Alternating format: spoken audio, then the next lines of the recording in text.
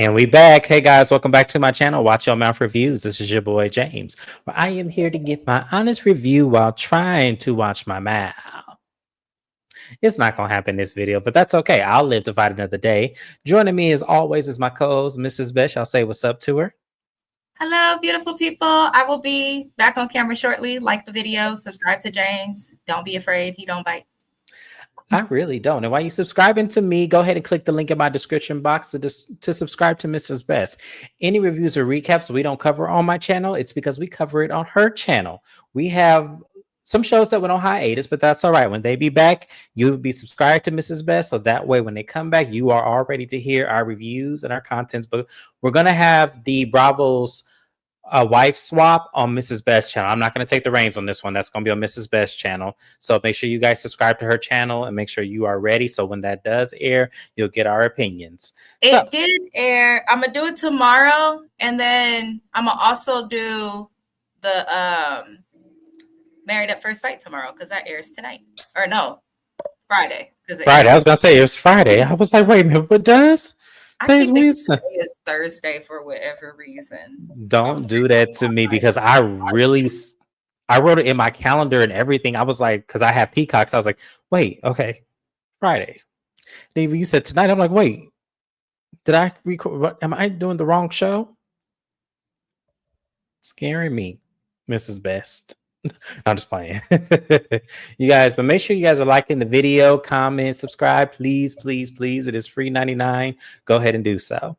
But let's go ahead and get into the episode because y'all, we're gonna be here for a while. So sit back, relax, get you something to eat, something to drink, snack on, whatever you need to do, because we're gonna be here for a minute because I have a lot of opinions on this episode. It was a very good episode right off the bat, I have to say.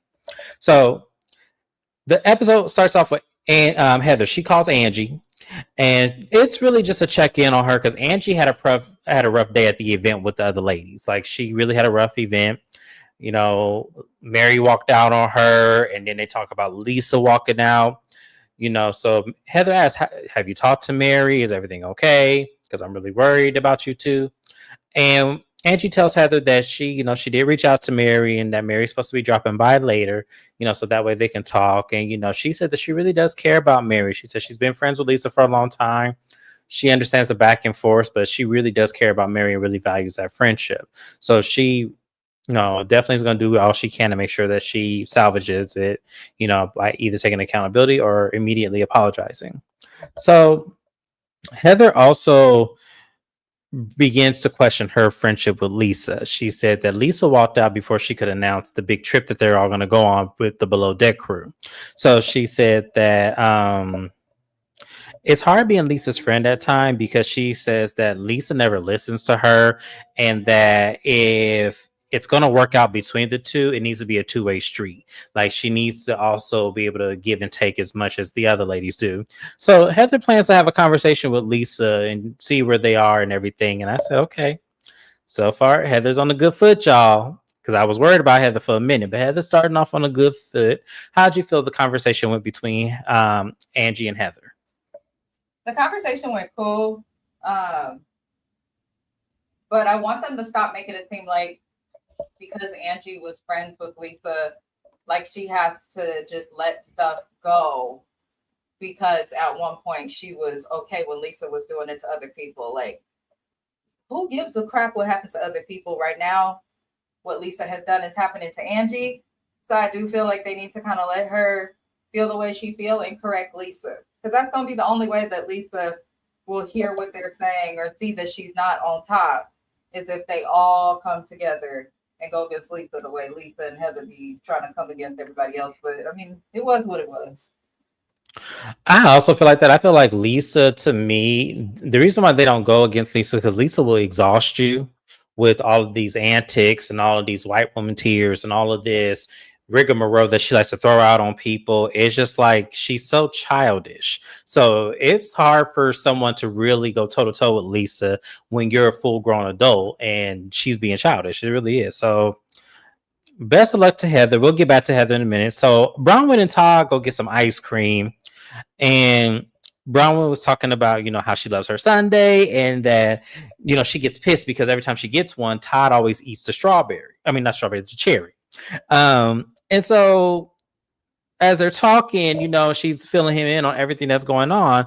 This man picks up the cherry, looks at her, eats it, and then throws away the stem.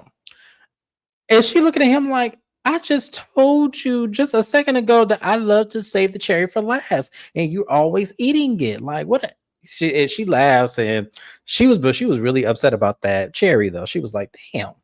So she begins, telling Todd about Whitney's event. And Todd just putting his head down. He's shaking. He's like, I don't want to hear this shit. I'm on camera. What more do you want from me, lady? Lord, I'm on camera. I ain't trying to hear all this. And she said that she didn't get into it with anybody. She said that she was on her best behavior, but Angie and Lisa are going at it. And she was really proud of Angie because Angie says she's not going to be bullied by Lisa. And it somewhat vindicated Bronwyn of Lisa's behavior and how Lisa does be bullying people. And after, because Todd is listening occasionally, he's not really paying much attention. Also, she tells Todd about the psychic that Whitney flew in from New York and how, he's telling, Bronwyn about, you need to try to make amends with your mom. She just had this surgery and everything. You need to kind of like, in some way, in better words, saying forgive her and try to get on a better accord with her. And Todd just said, he cracked me. He said, well, is that his honest opinion or his medical opinion? And I'm just looking at Todd like, oh, no, you one of them. Bronwyn, this ain't looking too good for you. And so, and every time Bronwyn makes a statement, he kind of demeans it and makes fun of it. And she gets more visibly upset. And Bronwyn was all like, I hate when people misunderstand me and you know this. And so when you do it, this is a bigger dagger to me. Like, I can't believe you're doing this. And as she's, giving more emotional, he's like laughing about it because he's like, he doesn't know to take this shit serious or if he should just be supportive, but he does apologize at the end. Lord Jesus, Bronwyn. I don't know what to say about this because on one hand, as I told y'all before, Bronwyn is asking for something that she's not going to get in this because this man is way much older than she is. Y'all have to understand, ladies who marry older men, listen to James for just a second.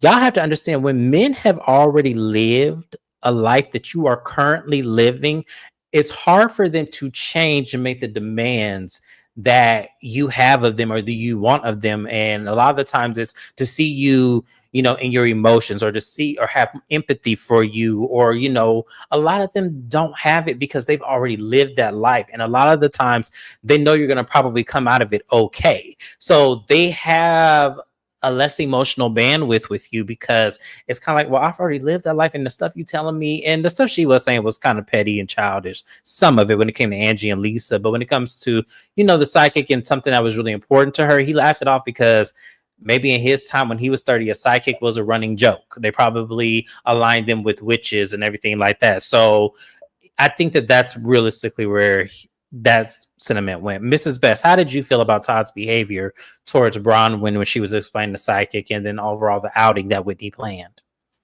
I think the audience and a lot of YouTubers' reaction shows why a lot of the audience and YouTubers are not married.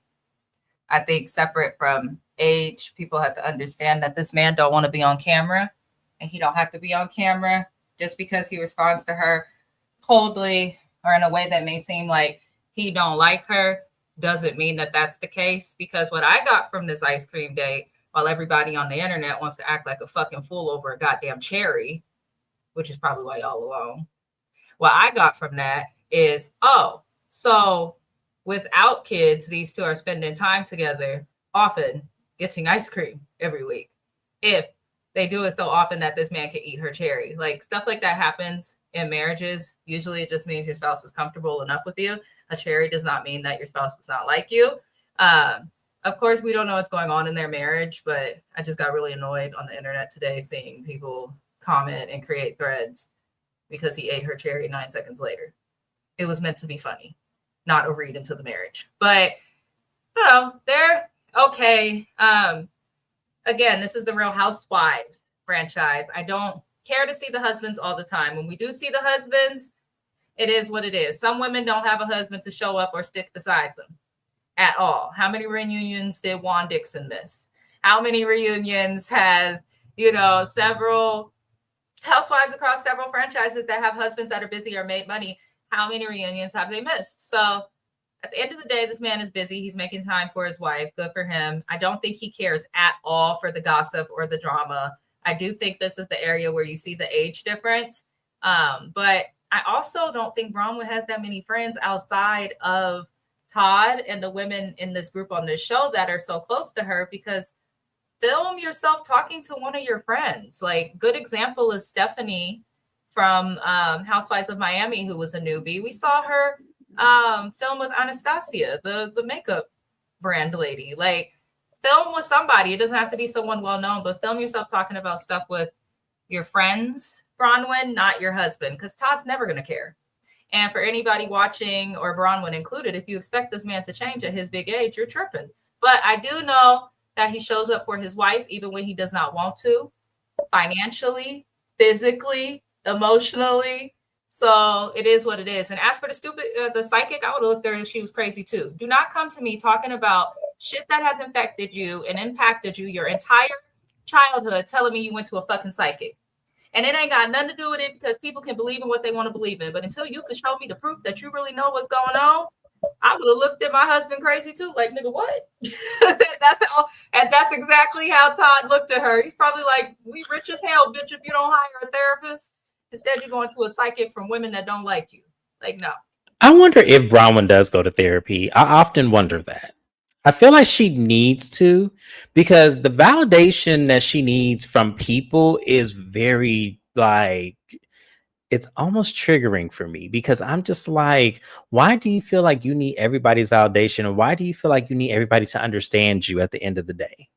Why does that mean so much?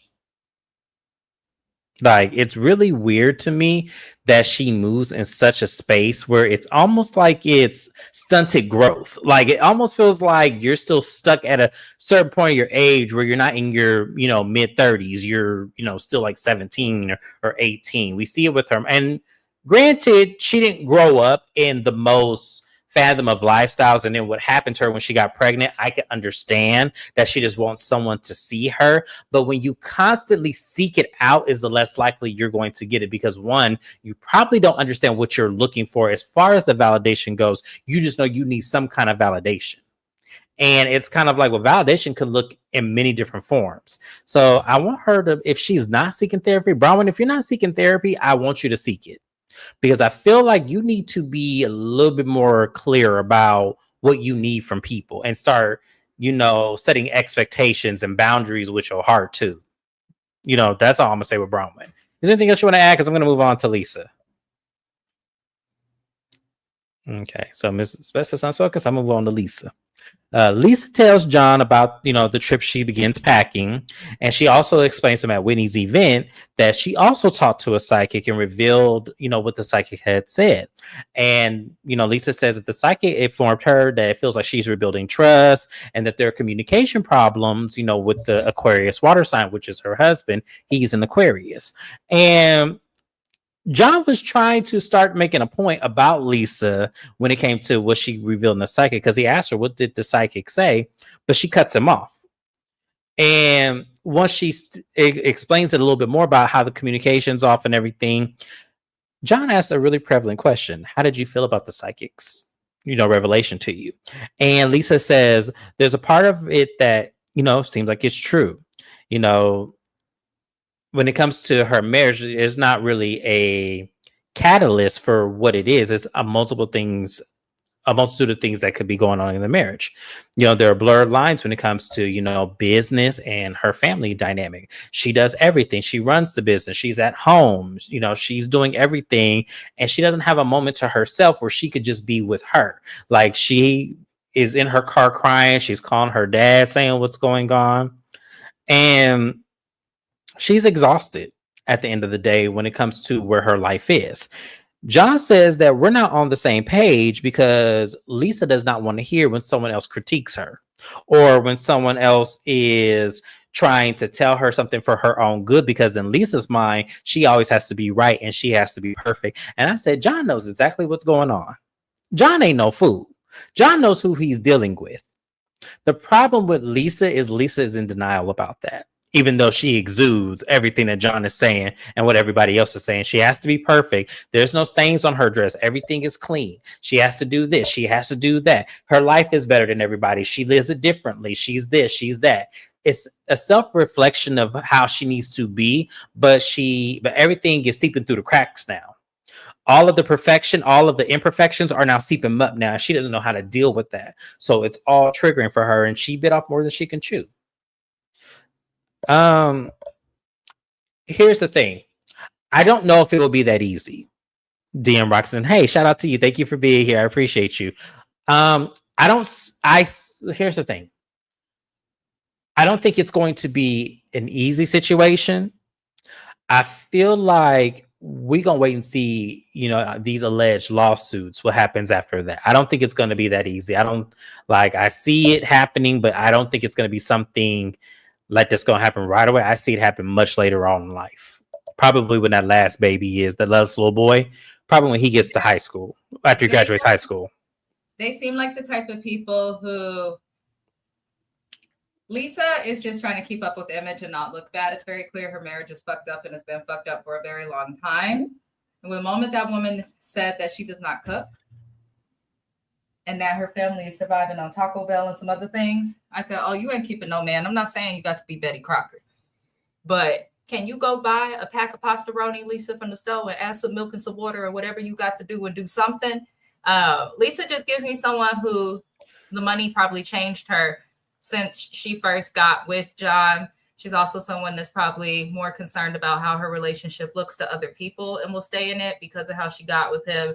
He seems done, but I feel like he doesn't want to humiliate her. But the psychic thing, her saying that to him, she's nice that he asked her that in that way, because most Mormons would be like, hell no to that idea. But I don't know, Lisa and John, they'll probably divorce in a few years, but I don't see it happening now.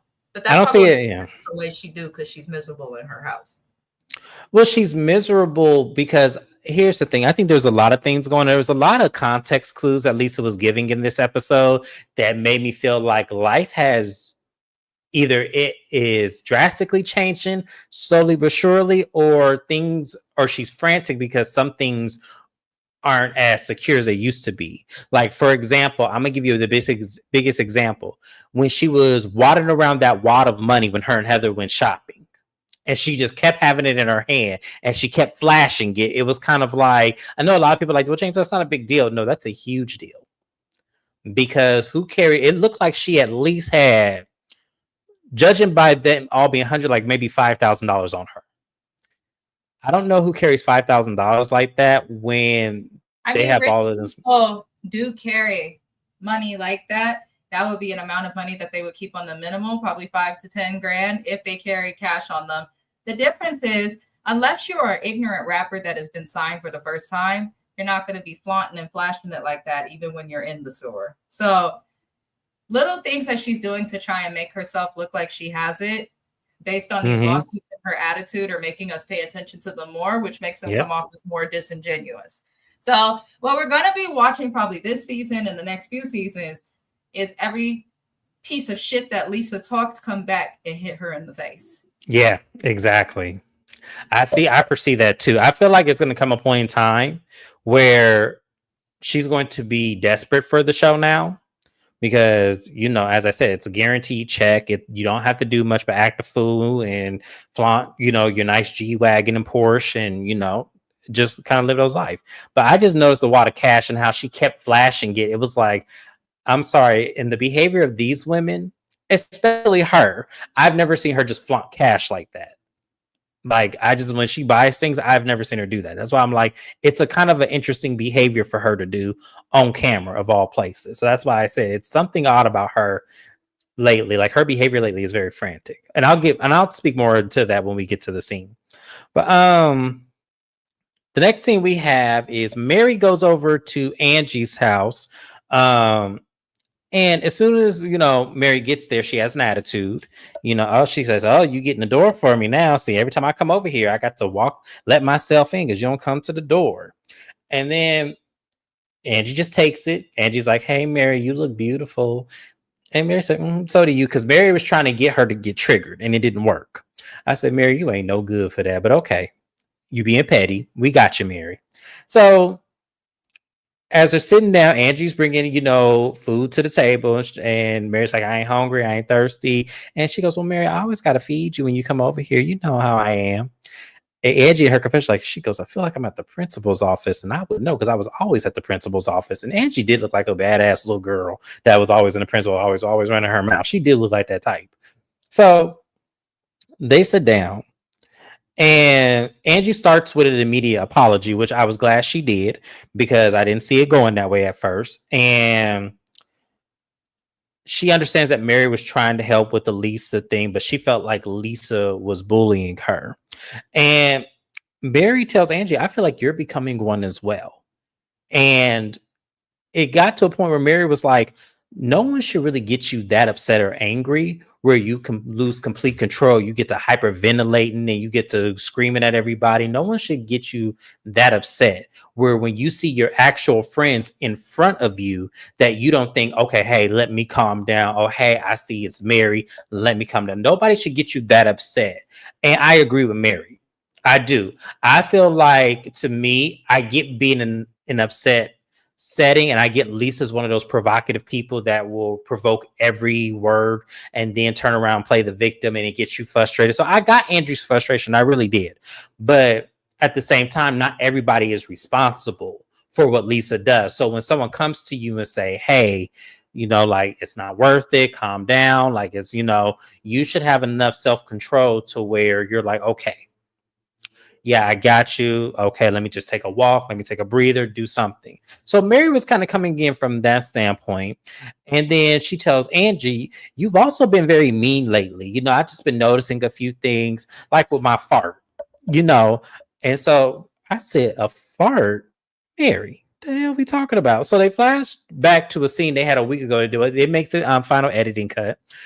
But Bronwyn and Angie and Mary were in a scene together at Angie's house. And I guess Mary said, "Ooh, I have gas," or she may have farted in front of them. And Angie made a joke about it. Like every 2 seconds, she goes, "Oh my God, we have to be careful because Mary over there farting. Oh, we got to sit over here because Mary over there farting.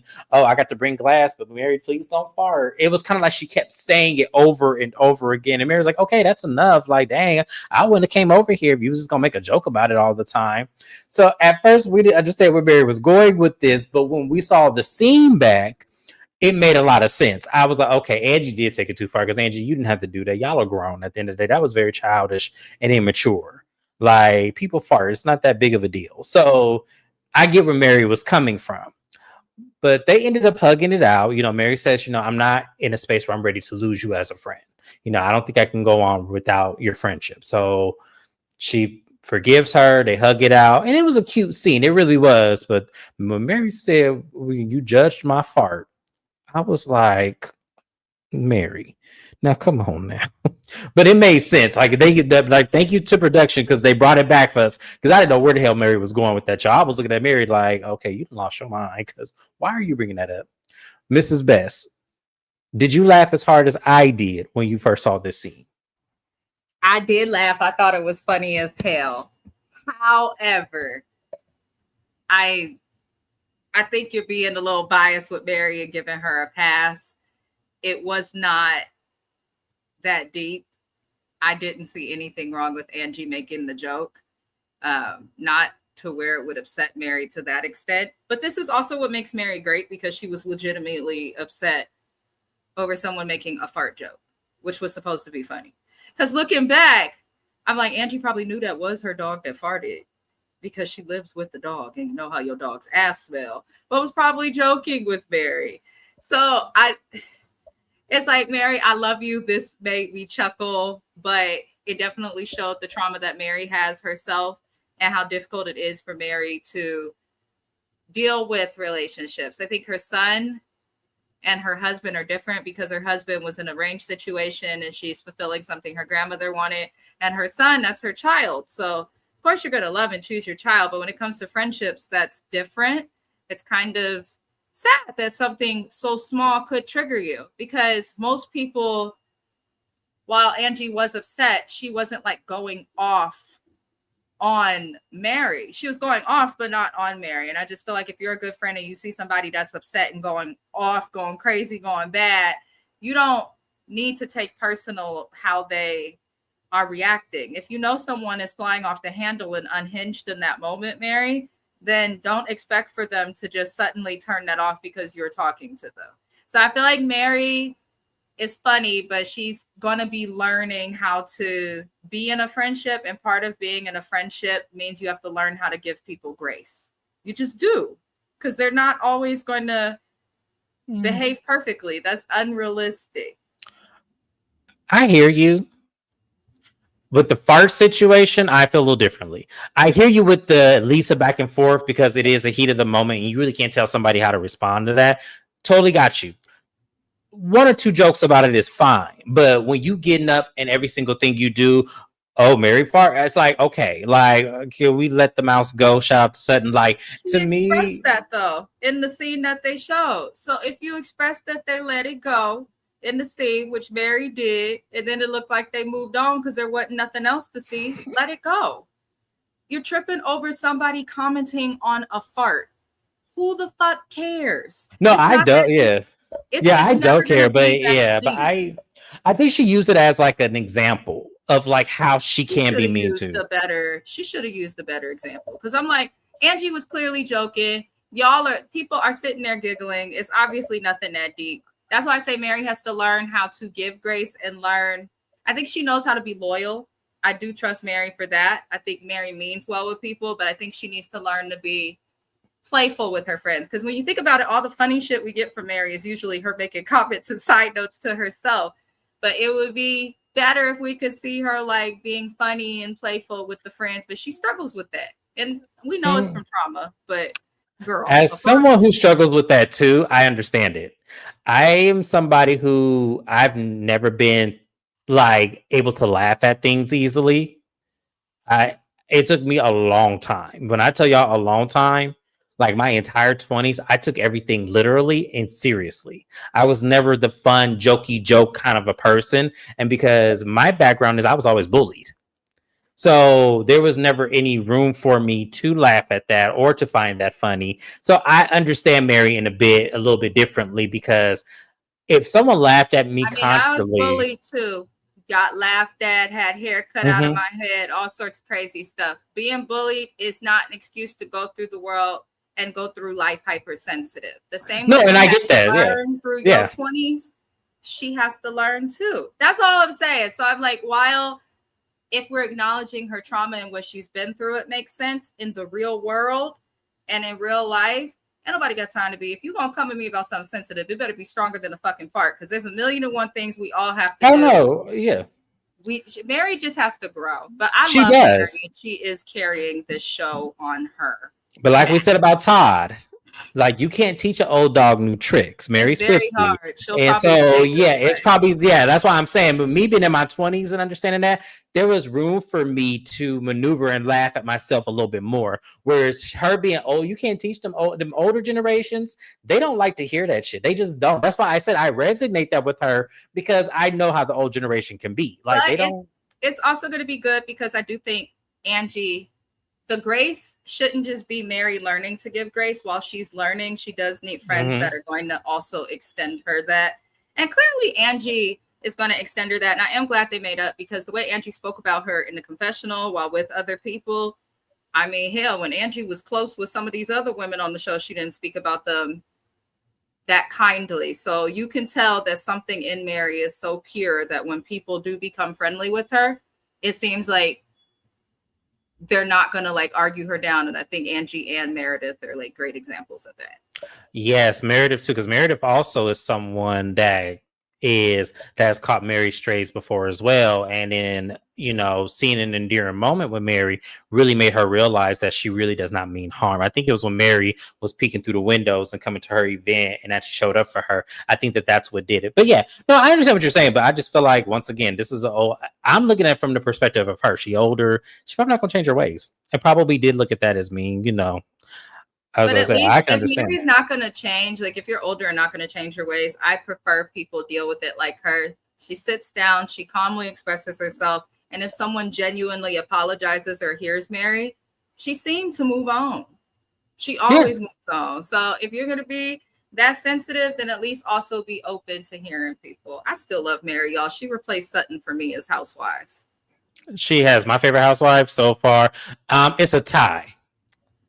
And I know this is too premature because she might piss me off later on the season, but it's a tie between Mary and Tia from Real Housewives of Potomac. Because I love her already. I do. It's just something about her I just love. It's that accent. No, it ain't the accent. Because that's something I don't like about her. But Really? Yeah. Mm-hmm. That's what I don't like. It just looks odd and forced. And I know it's her real accent, but it just don't seem real. When I look at her face, it just doesn't fit. Like when someone tells me my voice tone does not fit me, I actually understand why it doesn't. I used to have a bad habit of talking over my larynx, y'all, when I was a kid, and I still do it. It's still annoying at times, but it is what it is. So Heather meets up with Lisa. They go shopping. Lisa tells Heather that she's excited about the trip and can she make a few requests? And Heather's like, okay, what are the requests? And Lisa wants to have Glam there. And Heather's like, no, that's not going to happen. So we're only going to be there for 3 days. Like, that's not going to happen. She said, if worse comes to worse, Whitney can give you a little dab of eyeshadow and Angie could do your blowout.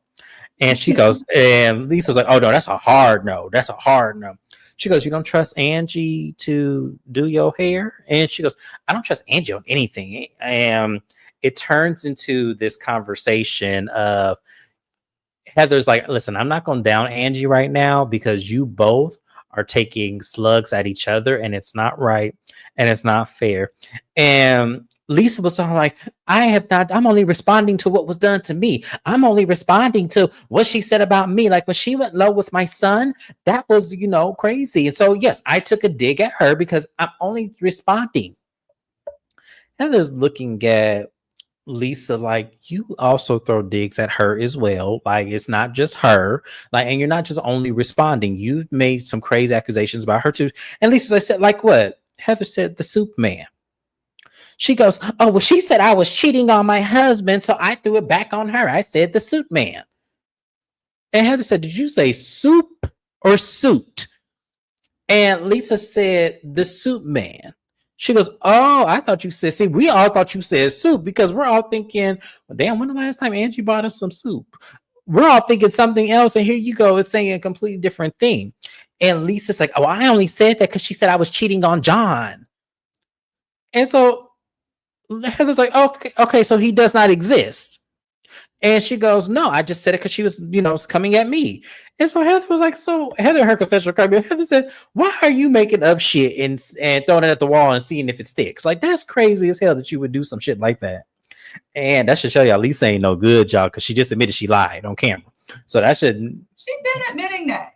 Lisa has admitted this directly and indirectly in multiple seasons. Like, the moment I would have known never to trust Lisa if I was a cast member on the show was when all that shit went down with Jen Shaw. And she said she had to call 7 different attorneys. Only a bitch that be with the shit and everybody else's business is going to need 7 different attorneys because she's not rich enough for it. She's just not. So, I mean, Lisa been... Heather, I loved Heather for the scene, James, but it's like, Heather, you're saying stuff that all of us have been saying for years. Right. It's just like finally someone's bringing it to the forefront. Heather of all people, go figure. Because I sure didn't put this on my calling card today. I did not see Heather going at it with Lisa like this, but I was here for it all. Good job, Heather. Listen, look at you. Finna make it back to my good side. I'm only gonna give you this episode. We're gonna see how the season play out. But because good job, Heather, because I couldn't stand your ass for a couple seasons, but you might turn it around. Look at God, won't he do it? But Heather pretty much has a deeper conversation with Lisa and says, Heather, like, there's a reason why no one rides for you. And it's because everyone has been burned by you in one shape, way, or another. And Lisa begins, to do the battered white woman cry. And she puts on her glasses and she tries to leave, but Heather stops her and says, why are you trying to leave? I'm only talking to you. And so Lisa walks away to another rack and starts looking at clothes. She goes, you need to talk to Angie, you need to talk to her and, get this on her. I've done nothing. And Heather said, look, I'm your friend and I'm trying to help you through this. But here's the thing, we all have history. But at the end of the day, Lisa, you can't keep saying these things and you can't go this low and expect no one to go low with you or be the victim in these situations like you're doing.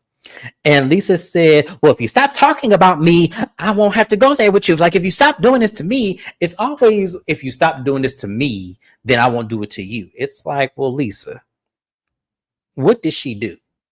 If you could explain what Angie did, then maybe we would have a better understanding. Because y'all, if memory serves me right, and we going back to the episode where Lisa had the lunch, Bronwyn was the one who brought up the lawsuits and everything like that. Lisa directed it towards Angie because of that comment about Jen Shaw. And Angie, but they didn't say that Lisa, that she immediately took it back. Like, she said I was going too far. Everyone corrected her.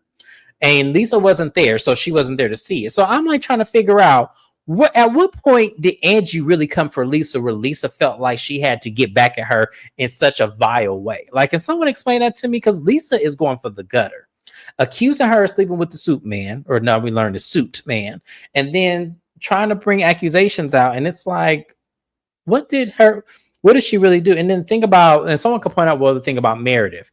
Here's the thing, and I'm gonna get to it when Heather says it. We all believe she did that. Now, was Angie wrong for that? Yeah, maybe. But at the same time, this is a reality TV show and this is drama. So what else are we supposed to do with that? So, and as I said, the person who did it has done this to all the other people on the cast. So it's like, two wrongs were never going to make a right anyway. That no matter what you like, they were never gonna make it. So mine as well. But Heather is trying to reason with Lisa at this point. They're checking out.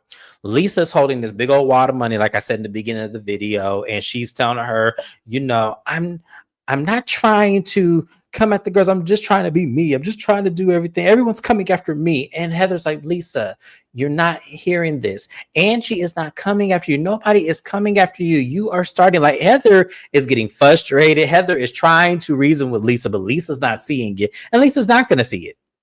Because like her husband said, Lisa always has to be right. Lisa always has to be perfect. So you could literally have Lisa on camera saying the shit, and Lisa gonna say, I didn't say that. Her voice tone and everything. Lisa's not going to admit fault. Lisa's not going to do that, because in her eyes, Lisa is perfect. Lisa does no wrong. Lisa works hard and goes to that business, goes over there, get Taco Bell for her kids every night. Lisa does it all. But Lisa can never be wrong. And it's very sad that a grown-ass woman her age really thinks like this. Like, this is crazy. Mrs. Best, how did you feel about that scene? I feel like Lisa is underestimated. I'm off camera because my StreamYard camera thing is tripping. I'm sorry, y'all. But Lisa's not as iconic as people thought she was, specifically the colorless audience. This lady is one of the weakest housewives, because what I got from this conversation is Lisa admitting that if she's in an argument with you, doesn't matter who's right or who's wrong, she's going to lie and do whatever she can so that she could come out on top. Once you admit to doing something like that, you're just not that cool. And secondly, you're useless on television. There's no wow factor. There's no it factor, because then it's like, okay, we're just going to assume that everything you're saying is a lie. And then you become useless on reality TV, like Sheree. That's a person who came on TV and just lied. And on big, serious things. So I don't know. I'm just not impressed with Lisa. I'm not surprised by Lisa. Good for you, Heather, for trying to get through to her. But it's also one of those things where it's too little, too late.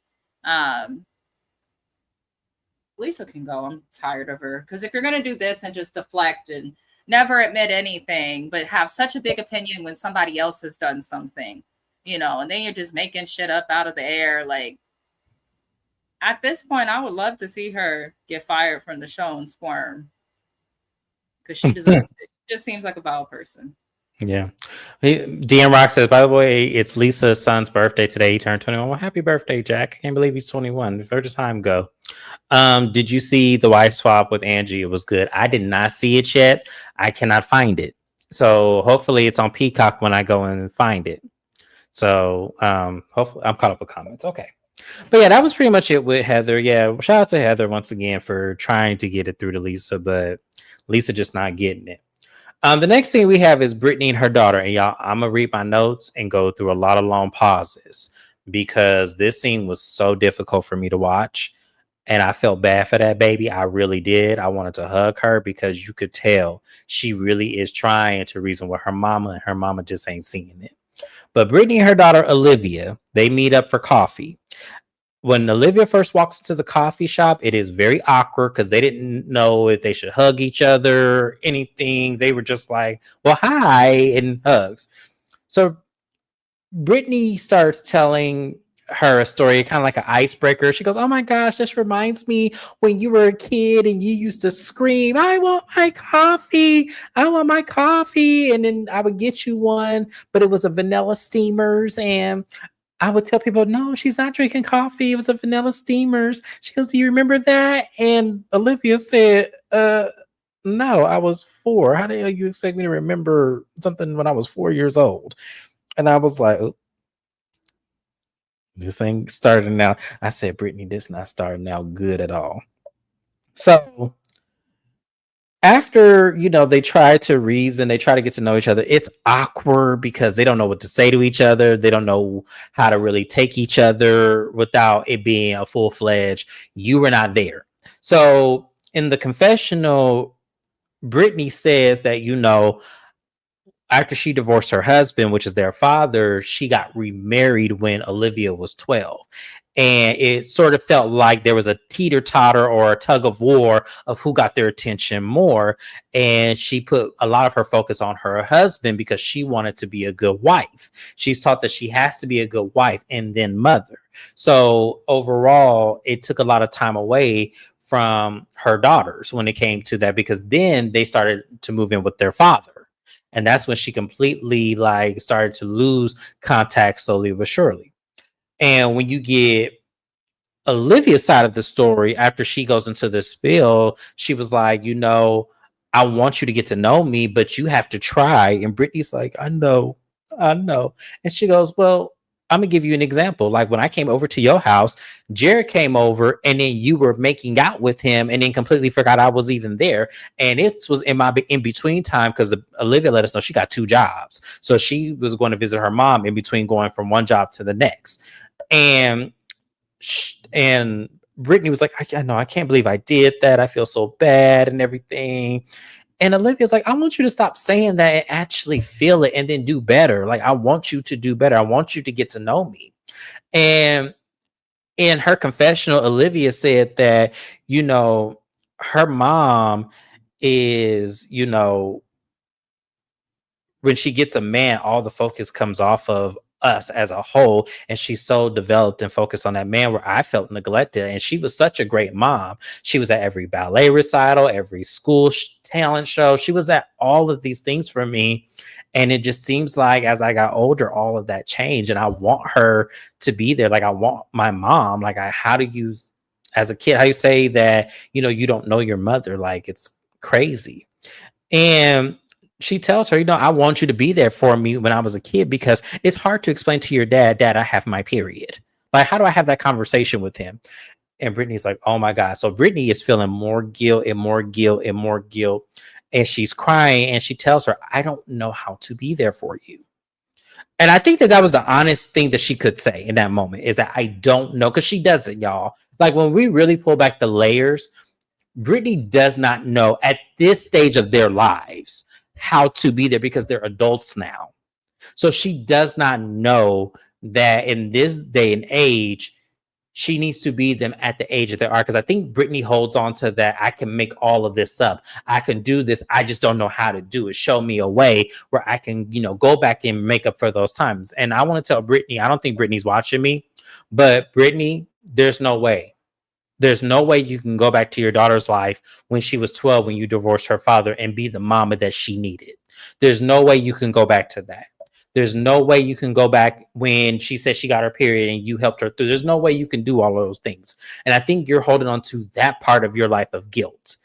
And that's what you need to let go, because as long as you continue to feel guilty about that, you'll never make the progress of where she needs you to be now, which is getting to know her, getting to enjoy her, getting to love her, knowing what her favorite food is as an adult. What are your dreams? Like, where do you want to go? How can I help you get there as a parent? And the problem with Brittany, y'all, and I was having this conversation with Mrs. Best, I really feel like it was that religion. I really feel like that religion really taught them to always center the man in their life, regardless if they have children or not, because the man is more important. And I think that Britney holds on to that and clings onto it for dear life. And that's what's really sad about the situation, because I felt bad for that Olivia. I did. I wanted to hug her, but then I also wanted to hug Britney, because I'm like, at some point, this is not Britney's fault. But at the end of the day, Britney, you needed to evolve and kind of live beyond that, because at the end of the day, you should always choose your children, regardless of whatever man holds the centerpiece of your life. You need to choose your children. Because if he's really a man, a really good man for you, he will still be there regardless of whether or not you have children, or whether or not you need to be there for them or not. He would still be there waiting for you. So, yeah, that scene broke my heart, y'all. I really did, because I felt for that girl. I know that was hard as hell for her to come on national TV and actually have this conversation with Brittany. I know that had to be hard. Mrs. Best, how did you feel about that scene? I felt for her. It's unfortunate. I experienced that when my parents divorced as well. My mom immediately went into another relationship, was engaged, and like pretty much stayed engaged until whoever would get down the altar. So I get it. Some people are trained that way. My mother's side of the family is African. They are, we were also African Muslims. So you're trained as a woman to like please the man and center life around man and things like that. So I do understand how sometimes that can impact the brain. But then there's a lot of people who grew up in Mormonism. Look at Heather, who is really deep in it, and she still is able to choose her children over a man. Like, we talk a lot of crap about Heather. I'm sure she could get a man or a lady if she wanted. You know what I'm saying? But it just seems like she chose to prioritize and choose her kids. So while I can understand the psychology of Britney's brain, I don't respect it, because as a mom, mind you, I don't have not one fucking kid, but I got a uterus. And I know that once I do have kids and once I am a mom, there's nothing on the planet that could impact my relationship with my child. Mind you, I am married. Not that nigga, not my family, not my friends. There's nothing and no fucking body that will come before my child. So I don't understand how you can go through 9 months of a pregnancy, go through the hell to get the baby out, go through the hell to raise them and get them there and see those milestones, and be so great, as the daughter said, to completely just fucking drop the ball. There's definitely more to the story. I kind of feel like the daughter is protecting her.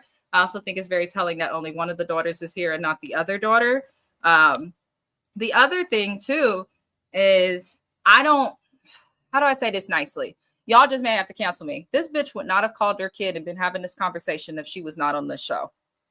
I think that it's in her best interest. If I was Britney and wanted to become a housewife and was a dingbat, fucking on a husband that clearly don't want me and has the least amount of money in his bank account from the rest, I would definitely be willing to lean into and talk about this, because one, she's like, look, one of my daughters is here, so there's hope. I can't be that bad. And then two, I'm sure production wanted her to discuss this, but I didn't feel any genuine energy watching Britney with her daughter. And I feel like her daughter knows that. And that's the part that made me sad.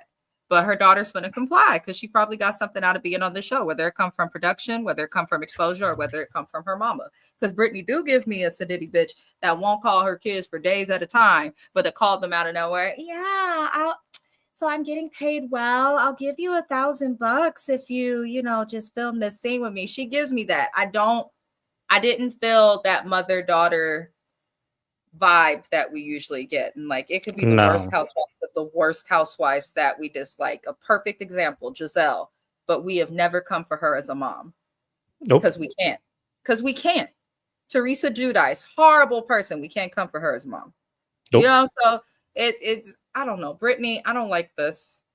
If Britney was black, she'd be canceled too. I'm going to keep saying that. Yep. Naya said, "What brain? She got a dingling on the brain. The eggplant emoji exists up there." I agree because I know that's what that is. I feel like she did trade in like whatever it was for her children's safety, and it's crazy to me. Nia Green said when she cried, I want to rush that daughter out of there because she's talking to a brick wall. She was, and that's another thing. That's why I said I feel like for me, when it comes to that, like I feel bad for Brittany too because Brittany just doesn't get it. She just doesn't, and it's like, I think what she are gets you? it. You You do? don't go from being that present to not being present. You just don't. I think she gets it. I think she doesn't care. And I think she knows Mm. society will not accept her not caring. She gives me one of those women that got her divorce and was like, well, I'm going to do this for me. Because if she got it, nobody would have to explain it to her on this camera. Not Whitney, not Lisa, not any of the women. She would have just had it. It should. Now you suddenly have it because you're on camera. Like, I just personally think she a dusty mama. No, I agree. She ain't shit for her mama, but at the end of the day, like, it's hard for me to understand how someone can be because I also had a parent who was not always present in my life. And as I said, my dad started back when me and him had a conversation. I was 27. My dad started from then to have a better life with me because he realized he couldn't really give me what I needed of him. And I had to forgive myself for expecting him to know that. Like I had to come to a place where I'm like, okay. And when we started our new, he was great. And I think that Brittany is capable. She just has to understand that her connection to wanting a man and needing a man so badly needs to be fulfilled within her. You need yourself badly. You need to find Brittany. That's what I really want her to do. If The she don't do thing nothing I'd else. like to, I'm sorry to interrupt you, but this is the part that made me dumb with Brittany. What's poppin', Andre? Welcome in.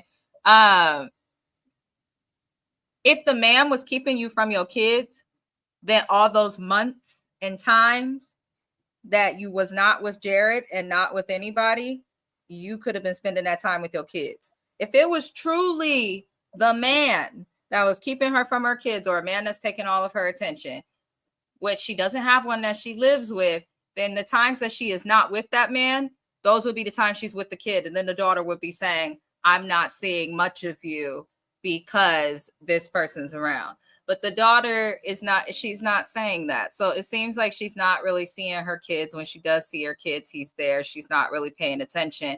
And Jared ain't shit either, because why are you making out with these kids' mama in front of them? In front of them. That's You another thing. Thank you for pointing understood. that out. Like, No, that's why are you okay with her not having this relationship with her daughters? because he don't care about her. That's why I'm saying, like, Brittany, these are the signs you need to be looking at. Because any man to just sit back and be like, okay, well, we gonna go here, fuck them daughters. Like, I'm not saying he's saying that, but what I'm saying is that's how she's making the relationship when you tell Whitney, like, I feel like I have to choose between him or my daughters.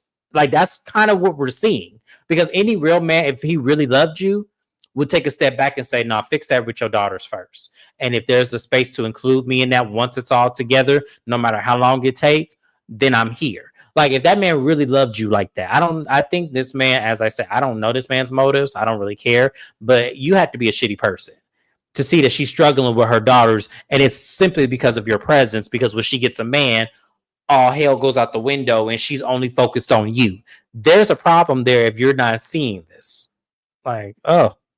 I think maybe he doesn't acknowledge it also because I just think she's absent, single, or with a man.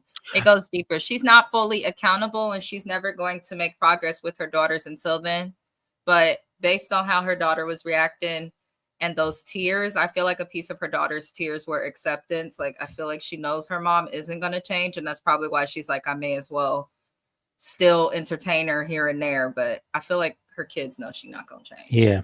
Shout out to Andre Shannon. Thank you for being here. Andrew gave me a headache. And Angie, yeah, she was something else this episode, but I like Angie so far. She ain't made it to my shit list yet. So far, no one's really on that list this season. So far, Lisa's where she's always at. Lisa's kind of like this season than she has any other season. Yeah. Naya says she's aware. She's more worried about her Mormon values of being a wife first. And that's why I'm saying she can't let that religion go. That's the thing. And that's why I'm saying I feel like that plays a huge part in why she shows up the way that she does. Like there's a disconnect. I feel like when that husband left her, she left them kids too. And I think that somewhere around her, she feels that guilt, but she doesn't know how to be those kids' mama without being that man's wife. I really feel like that's really what it is. And that's crazy as hell to say out my mouth. I know y'all, but as much as I look at that religion, as much as I learn about it, it definitely makes sense. It Mhm. definitely makes sense. Everybody processes divorce differently, but when you have extreme religion, which is what Mormonism is considered, it goes to a whole different area. So I don't know. Mhm. Either way, what are they doing Yeah. with Brittany? Because friend ofs don't get scenes like this. What are we doing? Yeah. Y'all trying to replace her with somebody. Naya said so did she said her dad like that girl was a fly on the wall and ignored her as such. Absolute trash bags, Brittany. Yeah, that shit was fucked up. When she said that, I was like, damn, Brittany, I can't even be on your side with that one. That's messed up as hell. If anything, you should say, hey, Jerry, go in another room. I'm finna talk to my baby. And that's it. Like, she only here for 30 minutes. It was 30 damn minutes. You mean tell me Jerry couldn't go somewhere for 30 damn minutes? Um, Andre Shannon said, I don't believe that Lisa Barlow spends her time on Google, Angie. It may not be Google, but it may be something a little bit more search engine quality wise of background on people. I don't think it's necessarily the Google part. I think it's more so we can do an advanced search on other databases to see what dirt, because she's done it. Lisa is hiding though, that she has to keep so many attorneys and dig up something on everybody that's ever been on the show. Mm-hmm. Well, they all, her and Meredith both had everybody investigated, because Meredith admitted that she had everybody investigated when that I forgot what happened with Meredith on season 2. I forgot what she was going through, but Meredith had everybody investigated. And if NBC would do a proper background check, then maybe these women wouldn't have to do that. I can't even get mad at Meredith for that. I'm not either. Part of me is not mad at her for doing it, but part of me is like, okay, you got way too much time on your hands. But that's what she chose to do. So am I mad at her? No, but it is what it is. That inbreeding did a number on the whole. Ooh, Naya, we not finna go there.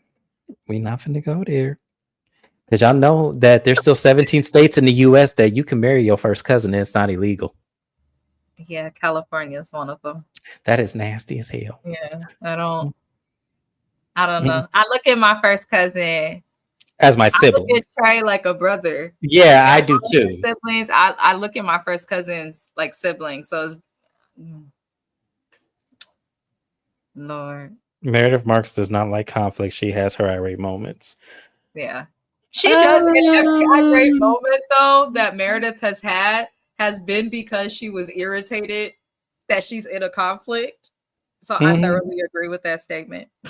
Yeah. But speaking of Meredith meets up with Heather. And Heather's another person that's surprised that Meredith is driving, because y'all know Meredith hasn't driven since 1998. So Meredith is driving her own car now. And they meet up for coffee. And Heather is just frustrated with this whole Lisa thing. And, and it's telling Meredith, like, look, I met up with Lisa. We went shopping. And it's really hard to ride for Lisa, really be here for Lisa and all of this. And Meredith is taking, Meredith does her collective attorney note taking in her mind. Meredith said, and she goes, and Meredith, come on. Like, Angie's not lying about Lisa telling her to dig up information on you. And Meredith was like, I don't know that Lisa is lying. And she goes, I have to be honest, Heather. I don't have the best track record with Angie. So in this case, Lisa says she didn't do it. So I have to trust that she didn't do it. And Heather was like, but Meredith, come on. Like, you have to know, like, Lisa has dug up dirt on all of us. Like, come on. And Meredith's like, no, that's true. But, a few years ago when me and Lisa had our beef, we said that we would not go low. And so far we haven't.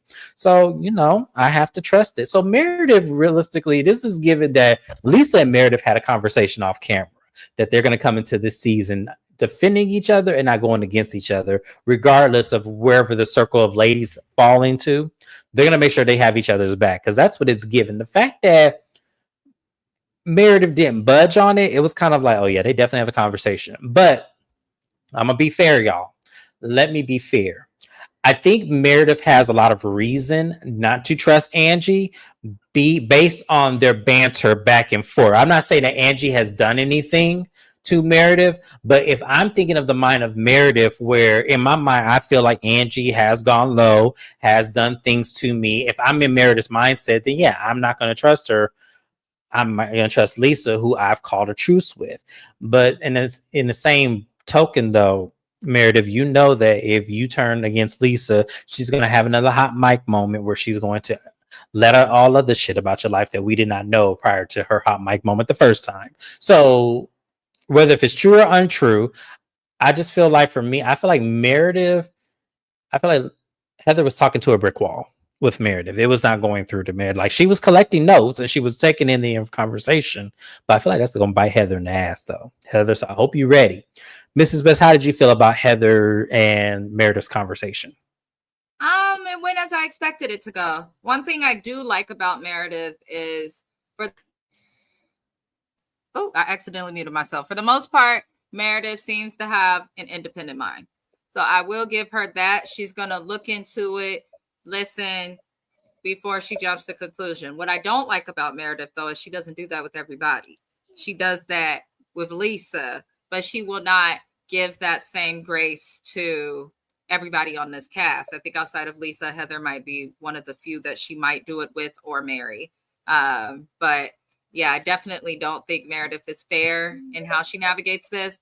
If it were anybody else, she'd probably be jumping down their throat and going off. We've seen Meredith come for people with no receipt, no proof, just word of mouth before. So why is it different with Lisa?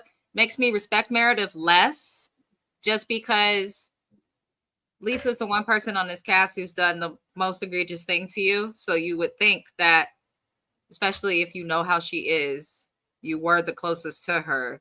Like, if you're hearing this from more than one person, maybe it's freaking true. But it's almost like even if it is true and they have proof, it does feel like Meredith and Lisa had some sort of agreement before coming into the season, which is a waste. We don't want to watch it. It is a waste. And this is why you're not practicing law, because if this is your best attempt at lying or making it seem like something that is not, you're doing terrible. I wonder, does anybody know what kind of lawyer Meredith was back in the day? I really want to know. Put it in the comments if you know what kind of law did Meredith practice, because I'm curious. Meredith looking at Heather sideways was wild. I couldn't understand why Meredith was hesitant to agree. Is she drunk? Because I was team Heather, and that's rare. Ain't it rare to be a team Heather? Like, I have not been team Heather since season 1. And even then, it was only in the moments of her coming at Lisa with, the drama that she had, because I was on Heather's side season 1. But yeah, it is weird to be on Heather's side. It is. It's strange as hell.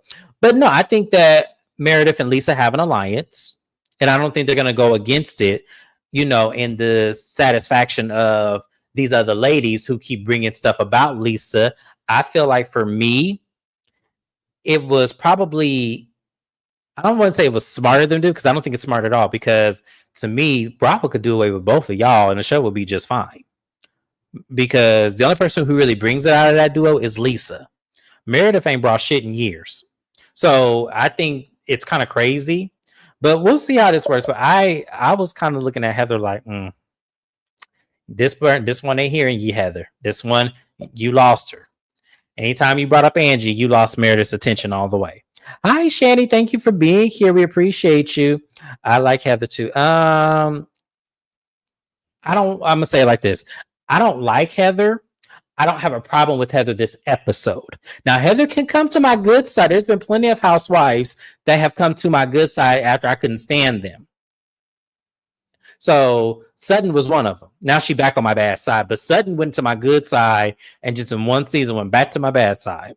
So the same thing could be for Heather. Heather was on my good side at one point, went to my bad side for 4 seasons straight, and then she may end up on my good side this season. Well, who knows? But I'm glad she's not letting Lisa's banter. Just I'm glad she's not kissing her ass like she was last season. That was terrible. A rich Lauren lawyer, rumors and announced.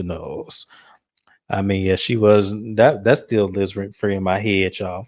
But that was pretty much it. You know, good luck, Heather, because Meredith ain't gonna see that shit. The last scene we're going to talk about, we have a kind of a split scene. So Mary and Angie go over to Whitney's house because Mary didn't fill out her below deck because they're going to be on a below deck the next episode. So Mary didn't fill out her what was it called? A request form. So Whitney is telling Mary, like, you need to pull out your request form because we want to make sure you're accommodated because you know how you are. So Angie starts filling out Mary's, requests. Mary said, okay, make sure they have 2003 Dom Perignon. I want a yogurt parfait with some blueberries. And Whitney's like, do they need to be organic? And she goes, oh yeah, put organic on it. Then 2003 Dom Perignon. And then I won't tea because I don't drink no coffee. But 2003 Dom Perignon. I said, Mary, how many times you gonna say that shit? 2003 Dom Perignon. Watch them mess it up or not have it so many times on this show. I'm not mad at you, Auntie. I'm not mad because how many times we go order something anywhere and you say your order clear as day and they give you some other shit. I would have said the same thing too.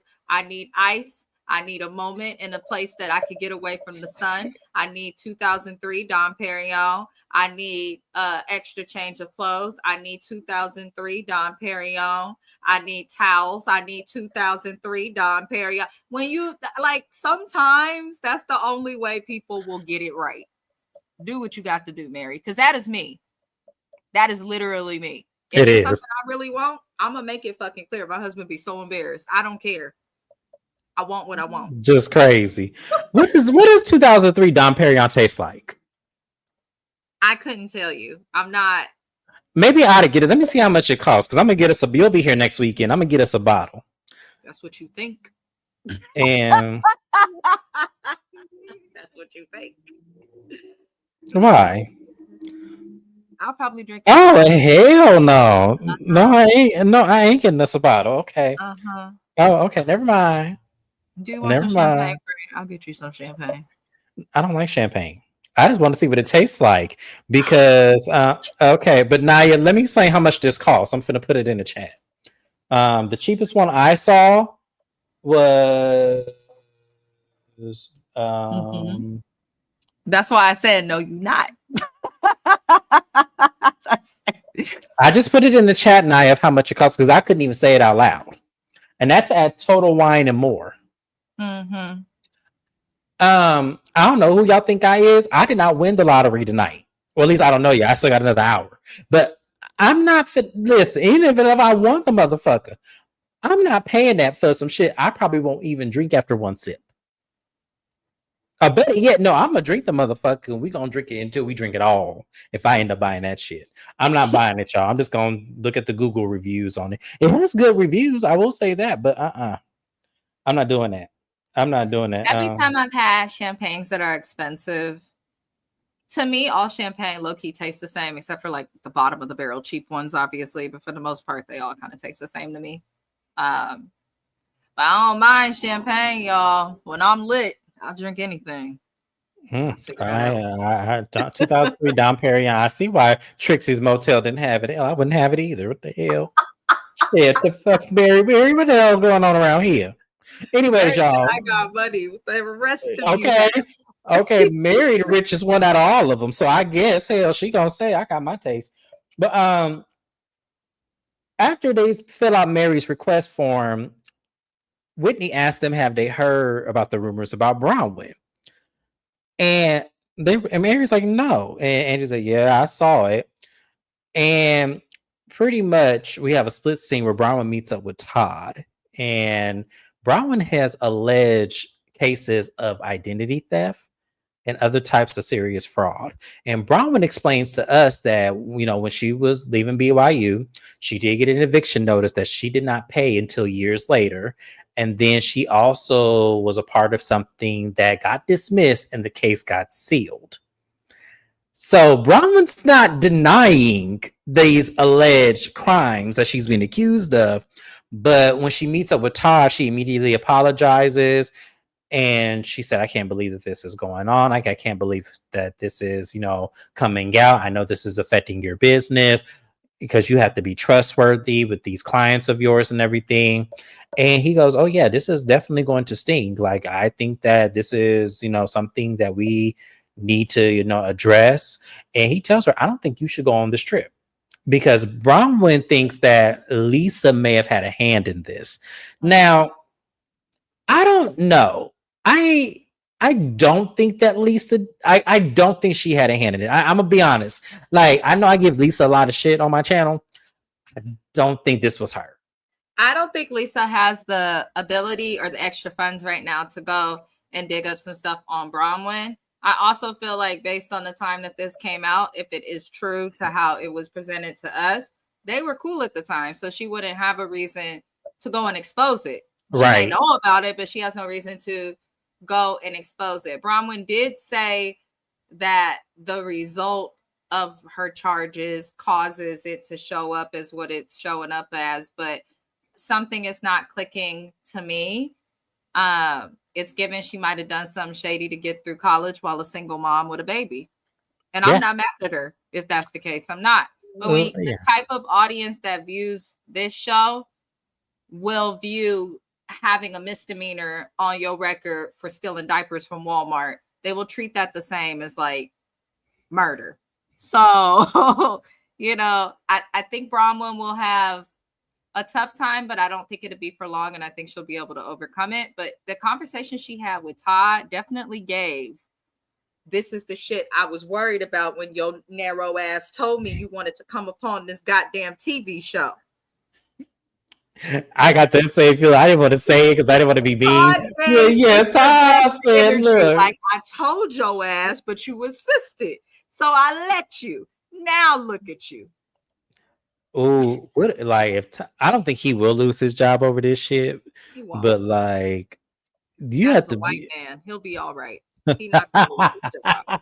Okay, and not a white man that comes off like Justin, who probably had mama issues and came off a little creepy. Like, this looked like a white man that was well respected and has been getting money. He'll be all right.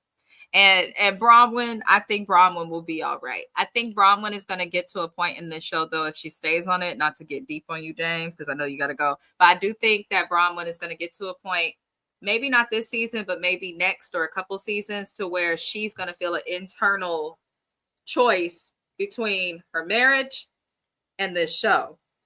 Because he don't like being on camera. He often seemed uninterested. Since she's been on this show, all of this stuff has come. That first the fans attacked him. Now she's being accused and all these old criminal stuff is coming out. Like, this show has not exactly done the best things for their life. So I feel like eventually he'll get tired of it. I don't see Todd ever adjusting, and I think she'll have to choose. I do think she's gonna have to choose. I agree with you. Naya said, my God, today, do you know how much I can get instead, right? I don't even have that to give. Like, I don't understand how somebody would pay that much money. Todd don't work for nobody. He has his own business, right? I think it's both. I think he's a partner with another firm.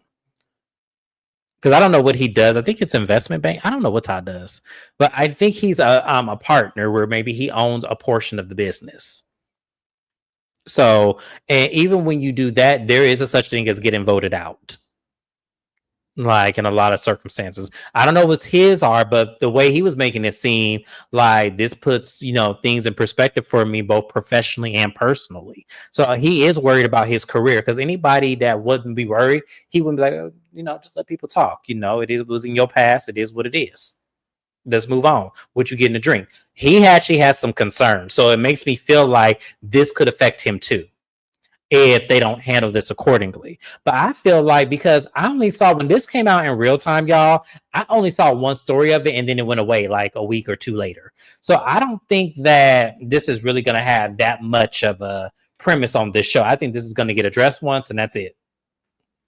Because the case was sealed. Big deal either. I mean, for these women to get more upset at this compared to what Monica did with the reality Von Tees or the Jen Shaw situation would be silly, but Bronwyn's new, so she'll probably be hazed a few episodes and then they'll move on. You're correct. Yeah, because to me, when it says that the case got dismissed and sealed, that means it was a settlement. Like a lot of the times, when the case gets dismissed and sealed, that means either whoever was the plaintiffs in the situation, they either settled with the defendant, or they dismissed the case under a technicality, or they just didn't pursue it. Yeah. It could be, it could be that it's in pursue it, because there's a lot of cases that companies or whomever is pressing charges, depending on how big or small it is, they might just say, we ain't got the time, we ain't got the energy, pay us this and we'll let the shit go. So, you know, I do think she should stay home from the I do too. Show, just because if she does, she has to also, just as a wife, I feel like you got to give your husband something. You come on the show, he's supporting you, all of this. Now his business is impacted. The least you could do is avoid a trip. It's not your first season. You're already solidified. You are here. So don't go. I don't understand why she would want to anyway. It seems like she got a lot going on with family, but we shall see. Right. She'll go. Shani said when he said he wouldn't piss on Lisa if her brain was on fire, had me screaming. That shit was so funny. He said it under his breath, but I heard that shit too. I was like, damn, Ty, you ain't.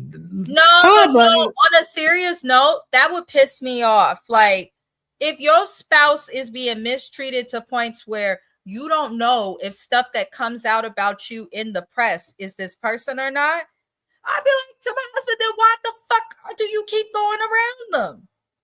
Like, if that's the case, like if you really suspect or even have an inkling that somebody in this cast would leak something so serious from your past to the press, I wouldn't be around the cast either till I got to the bottom of shit. Me I too. would be going to production and treating them like HR. I would as well, because to me, if I had a case that was sealed by the government and then somebody was able to get it sealed, I'm calling everybody, because there's no way. The only people that really would have access to that information is the Bravo cameras. Mm-hmm. So, because that's not, because y'all, when cases are sealed, the public really can't get access to it. It has to come in your background check, the ones that, you know, show criminal of things that employers are looking for. That's the only time I've ever heard of something against it. I'm not blaming Bravo 100%. I'm not blaming anybody 100% because the shit just got leaked. So either someone said it and was able to provide proof of it and leaked it to the blogs. But either way, I don't feel like Bronwyn's assumption that it's Lisa. I don't feel like Lisa did it this time. I just don't. This doesn't seem like something coming about from Lisa. But Lisa has done shit. Lisa has done shit where it was sloppy. Like, it was kind of like, it was like, oh, it got through this person to this person, and then finally Lisa does something, we always find out that it's her because it eventually comes out in the form of a receipt or somebody exposing her. She is very much so sloppy, but at the end of the day, it could have been anyone. It's likely not anyone on the cast, but I still stand by my statement. If you feel like it was and suspect that, don't go on the trip. It's okay to take a pause to protect your reputation and your family. But I don't know. Bronwyn sometimes gives pick me energy to me. I still love Bronwyn, but sometimes she gives pick me energy. How many times are you going to go to your husband saying all of these crazy things about a person and then expecting him to be okay being around them, or expecting him to be okay with you going on trips and stuff? So I don't know. Bronwyn, she drains me. It would be crazy if it was Heather. Now I'm sitting here with my thinking cap. I Heather don't think would it was have a connection. She's done multiple. I don't think it was Heather either. But I don't think it was Heather either. I don't think it was really anybody on the cast. She's a new cast member. People, as soon as you come on TV, that's when everybody come out the woodworks. Anybody who had a problem with you gonna do something, whether it's in your face or anonymously. It could be anybody. Naya said, I wouldn't put it past her desperate broke ass. Lisa attacked and cornered. More than likely, it could have been her or someone connected to her.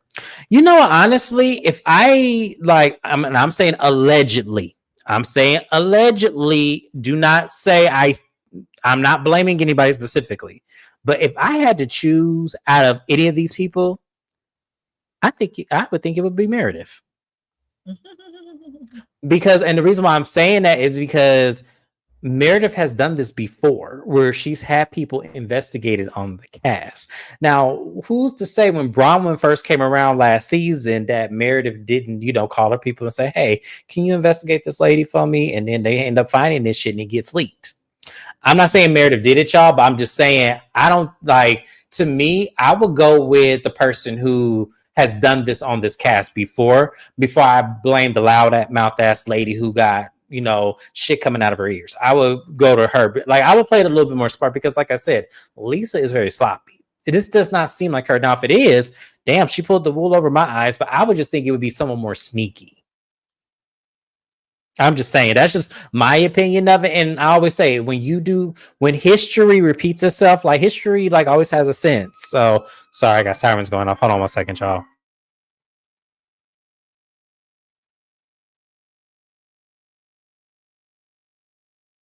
Can't help the fireman that's just 2 blocks over. But yeah, and that's another thing. And that's another thing too. I kind of feel like birds of a feather do flock together. And yeah, I can honestly see, or maybe they could have did it together. Who knows? I don't know. But I'm just saying, I don't put it past when someone does something and this is in their natural habitat of behavior to do it. I don't put it past that person, especially if they've done it once before. So, and Meredith admitted she had everybody investigated season 2. Season 1. She had everybody investigated, including Mary. That's why when people wanted to come at Mary about her having the illegal codes and all this shit like that, and nothing came out about her, I said, well, whatever Mary has, it must be legal because the feds would have been after her too. I'm just saying. So that's why I'm like, yeah. So I don't know, but it's just weird that it came out. But yeah, I'm like Mrs. Best. Todd said, this is why I told your ass not to come on this show, because I told you some shit like this was going to happen. You don't listen. It always does. But if this is the worst thing that is in your past, Bronwyn, be glad that it's out and just continue on without creating further scandal. Bronwyn, there's been reality stars that have done a lot worse. Literally. On this show. A lot worse. So your little shit that you did, to me, it would only compare to the shit that Jen Shaw did. So I'm sorry. I'm not gonna hate you because of this. I'm really not. Like, this does not make me look at Bronwyn any differently because everybody has a past. So it's like, what the fuck? This some shit she did over 20 years ago.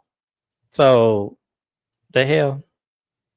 Now, but that don't mean don't send me the tea, y'all. If y'all have some tea on this, send it to me because I want to read it. But but that's pretty much it. That was the episode, y'all. It was pretty much it.